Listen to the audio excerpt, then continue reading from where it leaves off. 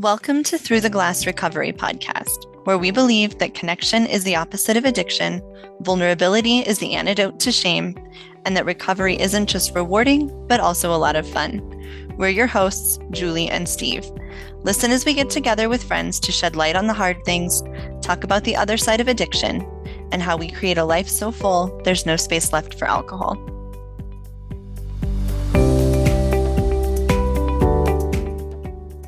When you quit drinking, it suddenly feels like the days are 134 hours long. How do you fill all that time? In this episode, we talk to Ray, Jessie, and Jamie about dealing with boredom and sobriety. We talk about what it feels like in recovery to start filling all the newfound free time and discuss some of the ways we did that. We talk about finding new hobbies, how to deal with previously fun activities starting to feel boring, and we chat about how finding meaningful connections has helped fill our time in a positive way.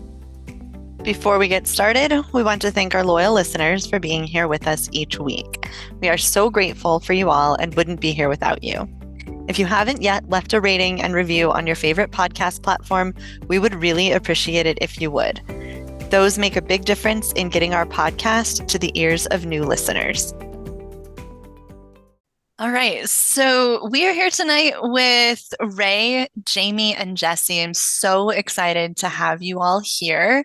And we're going to do some quick introductions first. Ray is a good friend of ours, and Ray has been hugely inspirational in my sobriety. We are so excited to have you here tonight. How are you?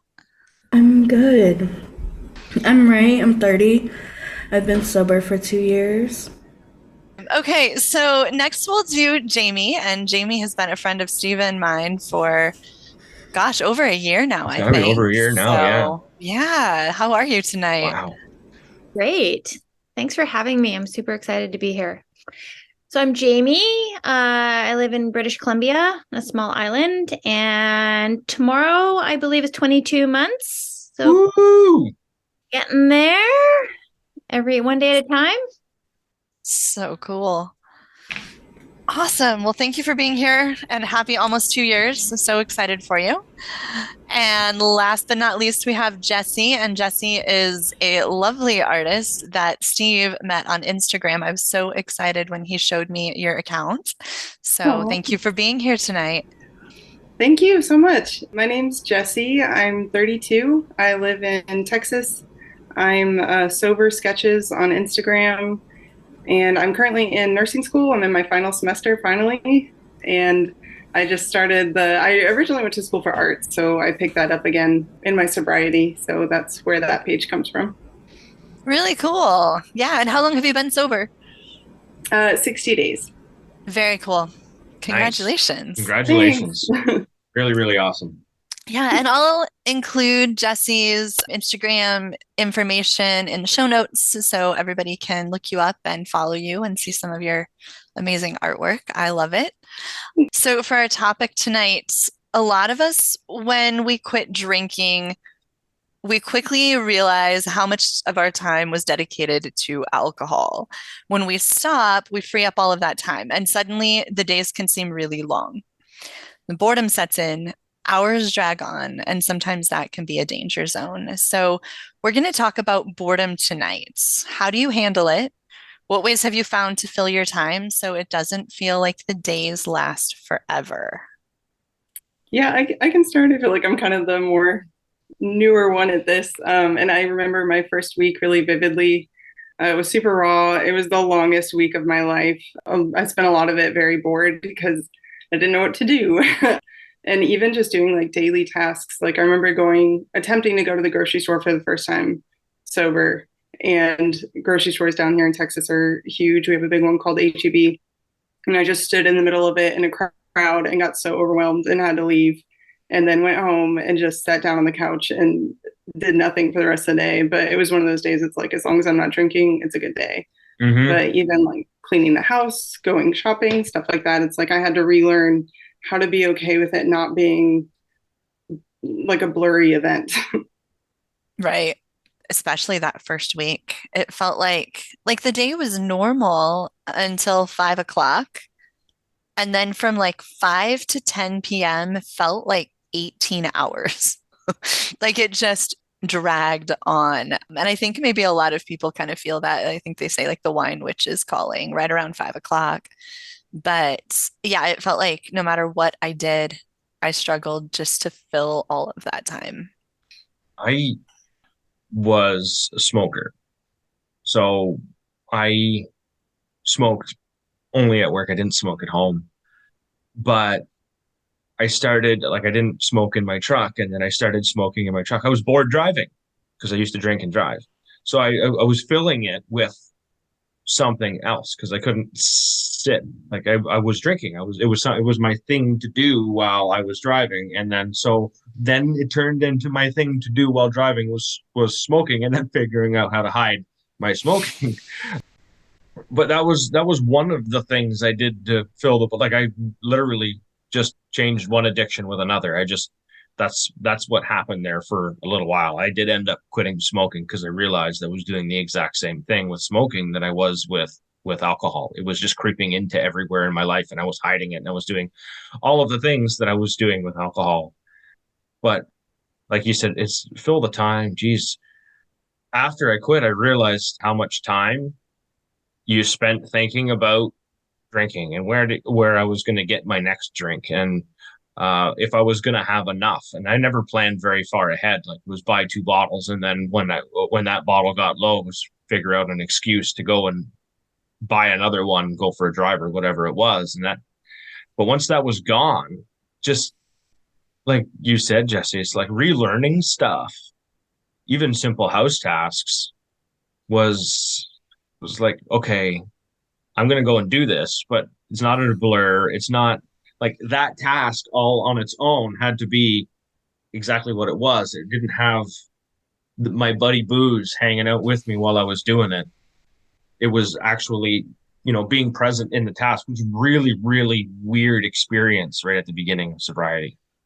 Yeah, I can definitely identify with that, Steve, especially since, I mean, my drinking really got out of control after my divorce, and it was during COVID, and I was alone all the time and drinking alone. And, that became, that's how you clean the house. And that's how as you said, it's my buddy. But in terms of boredom, actually, as soon as I saw the topic, I was thinking, I rarely feel boredom. I feel like I have 5 billion things that I want to do, projects. Like, I'm the person that has 500, way too many projects on the go all the time. So I've never felt like that kind of boredom, like how to fill the day. That's never been a problem for me. And I don't ever will be. But at the same time, there was a boredom with being sober. Like, how do I, uh, how do I, like, I can be doing something all night, but it's like, how do I kind of like escape that, the normal feeling of just being present? And that's been such a huge part of everyone's recovery, I guess, is like getting down to what is that feeling that makes you want to escape, that makes you want to like not be comfortable with where you're sitting. And that's the boredom I felt. It was more like almost like a stagnancy, or Like, things that were entertaining when you were a drunk weren't so entertaining anymore when you were sober. yeah. That's that's a really good way to put that. Yeah, I'm like Jamie. I've always just been a really busy person with 1,000 projects going. I very much have always been kind of the artsy type. So I have knitting and painting and sewing and everything going at all times. But sometimes I get bored doing it because it's just not quite it doesn't feel as entertaining, or I feel restless and I don't know what to do because there's too much. Like there were so many times I'd get left at home alone, if my kids and husband everybody was gone, and I could have done any one of those projects, but I would just sit and drink instead. So even though I had 1,000 different things I could be doing that I would have enjoyed doing, that's how I chose to spend that time. So it was very weird. It's almost still weird when everybody's gone. Like I don't know. I don't know what to do sometimes. I don't know. It just feels different. It's not even bad. It's just different. I think we all get uncomfortable just with the sitting in being sober, like you said. None of us are good at being uncomfortable. Most of us, that's why we drink. No, for sure. Just that I didn't realize how much I was drinking, I think, to create that kind of chaos and like buzz and like something happening so I didn't have to think or remember or whatever people drink. But like I've always worked in hospitals too while I've been getting my degree. So I work in an ER right now and I do registration. So it's my job to sit at the front and everybody comes into my window and they're all frazzled and like having an emergency. And so it's like that back to back to back to back. And then I get home and or even my drive home, like I have to blast music and AC. And then as soon as I get home, like it's so quiet and it's just sitting in the quiet and not having a drink. That's been the probably the most difficult this whole time. Like if it weren't for melatonin, I don't know what I would do. You For said real. something that hit a button for me, and that was creating chaos.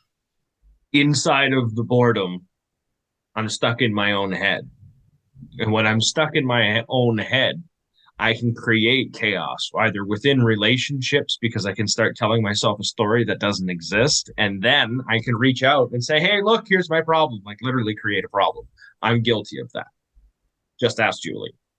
But I mean, it's almost like an addiction to drama, right? So I'm bored. If I create something, then I'm not bored anymore because now I have a problem that needs to be dealt with, right? And within that problem, I now get attention, right? An unhealthy version of it, and it gets reflected back to me because it's like, oh my god, you have a problem, and I care, and so I'm not bored anymore because I've created something that is really generally unhealthy. That is something I'm guilty of. I don't like admitting that, but it's definitely true. And that was I think if I look deep enough, I think a lot of that was born out of either an anxious attachment or boredom.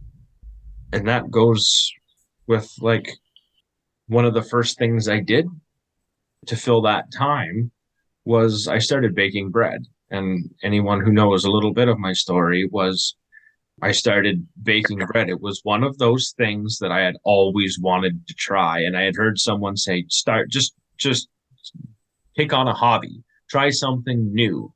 There has to be something that Steve, you wanted to try for a really long time and just never had the courage to do it or the will to do it or the energy to do it for that matter. And when I'm drinking, I really didn't have the energy to do anything. But I did. That was the first hobby I really took up was baking bread, and it was phenomenal. It gave me a sense of accomplishment that I hadn't had in a really long time, right? Like just everything from the tediousness of it and the care that was involved in, mixing the yeast and making it, and even the cleaning. It gave me a purpose. It gave me something to do. As simple as it was, trying a hobby and actually completing a task because I was horrible at completing anything. If I started it, and still to this day, I'll start something and I'll get three-quarters of the way through it and I'll leave it there. Right. This is true. I have seen this. And there's a fear involved. It has nothing to do with boredom. I will just go on to a next task. But still, definitely finding different avenues to put that silence. I called it the chaos of nothingness because that's what it was. It was just like this empty space that needed to be filled that I filled with alcohol. I think for a lot of people, that's really big. Think of something you've always wanted to try and just go try it. Uh-huh. And I think that the first thing that comes with that is the fear of failure because nobody wants to do something and be really bad at it. And I think, again, we all are just trying to avoid uncomfortable, situations. But there's a lot of value in just deciding to try something and deciding that it's okay if you're terrible at it.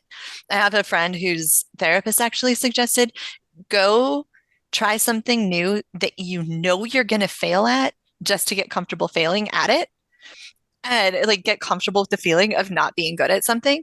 That when she told me that, I was like, that makes my skin crawl just thinking about it. Like, I'm really glad that you are going to tackle that and that that's not my therapist's homework for me.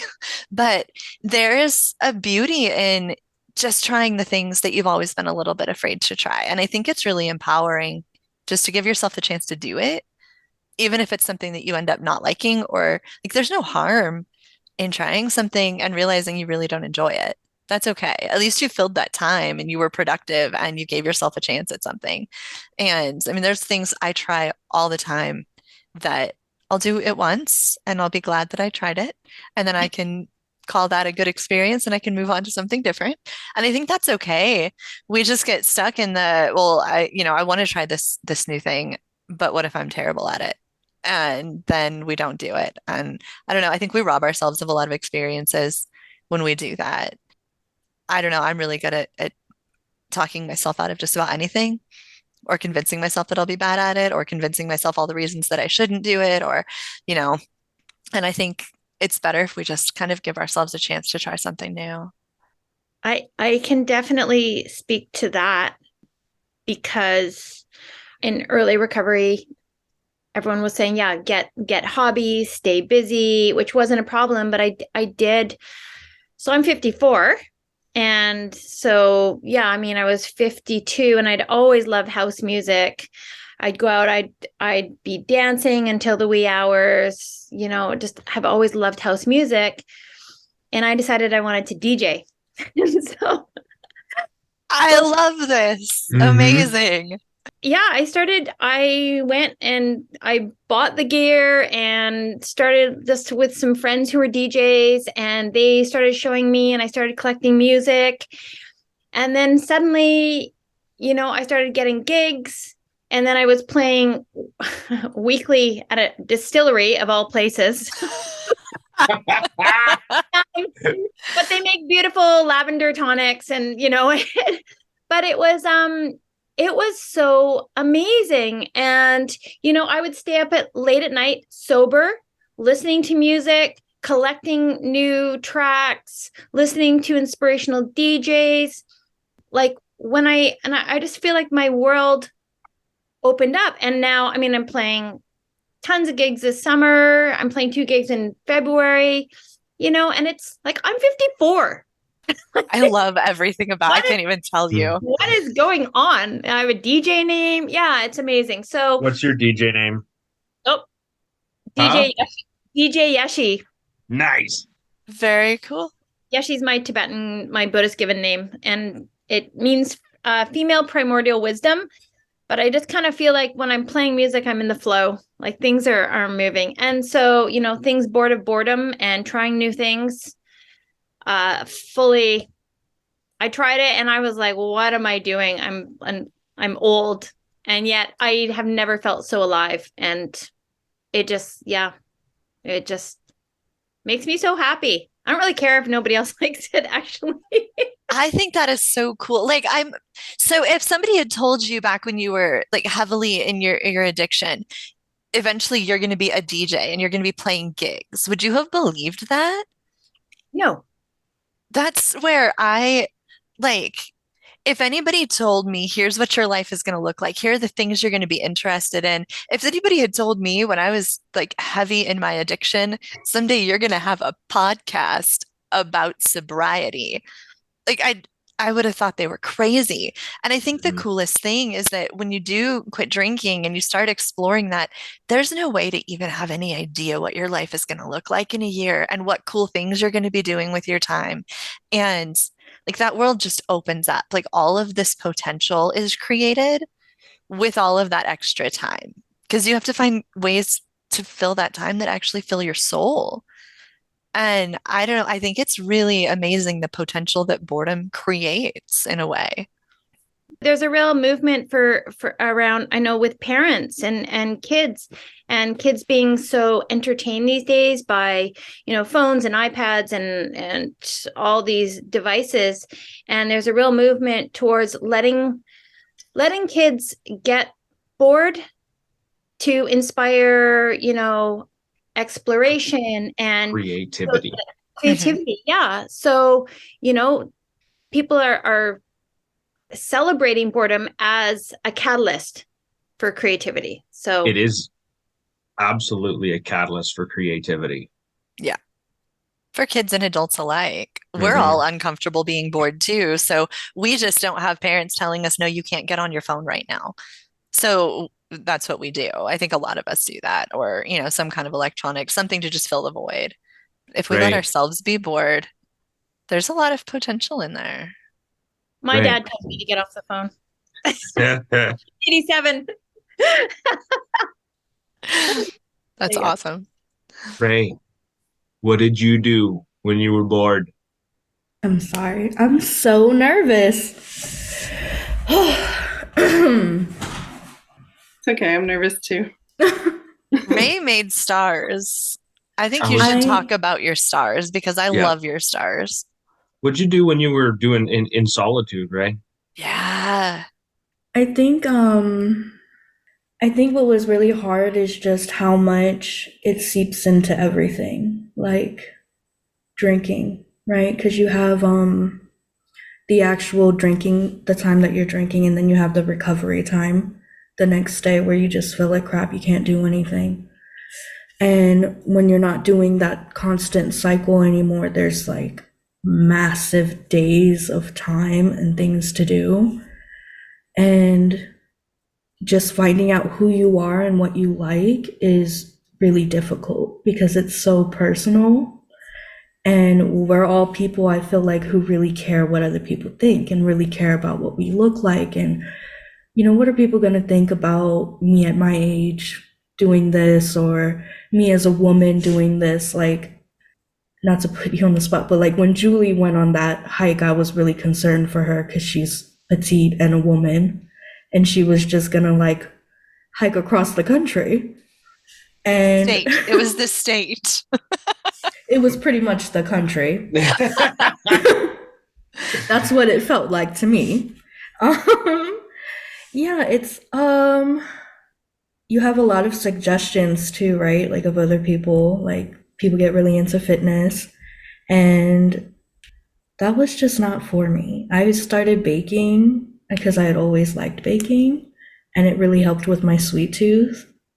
And then the folding stars was something that I did when I was a kid. Like I kind of a little bit dabbled in origami. And because I'm from Guam and that's kind of like close to Japan. So I even took like Japanese lessons and like we played like Korean jacks. I have a lot of like Asian influence. And it turned out to be really meditative for me, just like the constant like folding of the paper and it's quiet. And at the end of the task, you have something that's really beautiful. And it's even better for me now that I'm on a diet because I can't eat it. So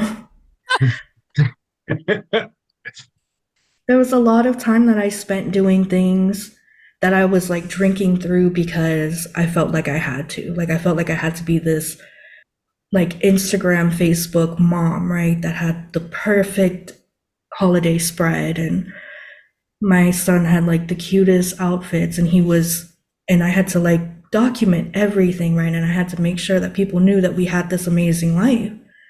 So I'd be like drinking through making these meals that I really didn't care about making, decorating the house in a way that I just don't do anymore at all. So to find yourself and find what you actually want to do with your time so that you don't hate it and want to drink because you're miserable, it's a huge process. I like doing nothing, which is so surprising because I was that person I was always doing something. Like I had meals planned in advance, I had outfits planned in advance, I had my closet color coded and like style coded. Like it was insane. And now it's just, I give myself permission to just be. Like I don't, and I used to think it was like failure, but it's not. It's just, there's a billion different ways to live your life. You can be that mom that's on top of it, and maybe you're great at it, and maybe it brings you joy. not me. I identify as a mess. I'm just kind of always a little bit like, if you were like looking at a target, I'd just be like a little bit off center. Like I almost got there, but not really. And that's just, and it's okay for me to be that person. It's okay for me to be the person that, because I don't want my son to think that he has to be perfect or he has to live up to something that he isn't naturally. Whoever he's supposed to be, he's going to be that. And he's going to attract whoever he needs to attract into his life and do whatever he's supposed to do. I think so. I did the Pinterest perfect mom thing too. And and I've said this before, I consider myself a recovering perfectionist as much as I consider myself a recovering alcoholic. And once I quit drinking, I had to let go of the perfectionism. I didn't have a choice. There was no way I was going to stay sober and still try to look perfect on the outside. I tried that once and then I relapsed. So this round, I had to drop the perfectionism too. And I recognized that. I think I recognized that in week one or week two. Like I was not going to be able to maintain that the level of energy that it took to try to look perfect all the time and take all of the pictures to put on Facebook and to bake all of the things and decorate, just like you said. Once you take all of that out and you take out drinking, there's a lot of hours in the day. Mhm. A lot of them. And so it was definitely an exploration in what do I actually care about? What is actually important to me? Where do I want to spend all of this time and energy? Because I have been spending it in 1,000 ways that never met any of my actual needs or filled my soul at all. One thing that I did that was really powerful was started going to Zoom meetings and connecting with people on Telegram. Like there's a lot of us from the I Am Sober community that, we met online and then we started getting in touch on texting and making connections with people who really wanted to connect on a meaningful level ended up filling a lot of my time early on. And it still does because it's something that is fulfilling to me. To me, it's so much more valuable to have a great conversation with a friend, a really meaningful conversation with a friend, than it is to bake the perfect cake so I can take pictures of it so I can put them on Facebook. And so I started realizing, I guess, what was actually important to me and how my time was best spent benefiting myself and benefiting other people. And I think early on, all of the quit lit, listening to podcasts, reading articles, anything I could do to fill my head with sobriety tools was really important. I think I spent as much time on sobriety as I did on drinking, at least in the first 30, 60, 90 days, because I didn't have a choice. I had to. That was like the number one way I was going to stay sober. I definitely filled a lot of my time up with communicating with other newly sober people. I mean, for right at the beginning, I was on the IAS, I Am Sober app, and I was started out there on day 6 and I posted there and then I started reading other people's stories and like that was, pretty freeing just to read how somebody else's day was going and then having the opportunity to either relate to it or just, say something positive. There's a big shift that ended up happening where I ended up with this freedom to like, and that's part of that time. All that time gets freed up, and it's this freedom to like do things, communicate with honest people for the first time. What felt like in forever is have a vulnerable conversation and have it be okay.